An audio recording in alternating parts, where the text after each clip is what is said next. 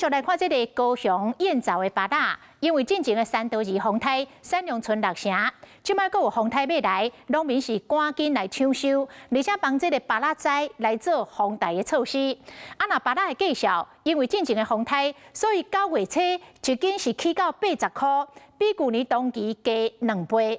尾这个挂价有降落到1斤40块，但是即摆阁要做风台咯，恐惊计数会阁起长去。芭乐因为进前风台影响，拢较细粒，控制风台要过来啊，农业烦恼讲会受到强风甲大雨的影响，赶紧伫风台要来进前去顺果子园。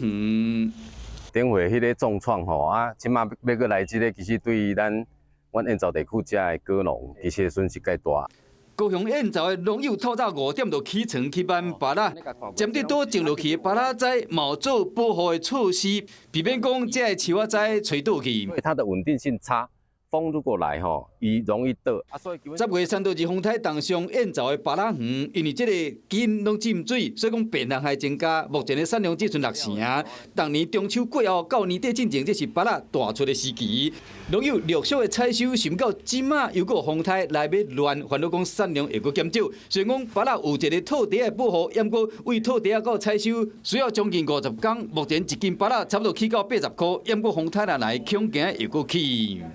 跟往年，今年应该是历史天价。往年的话，大概以公斤价大概在100到110，已经算顶多天花板了。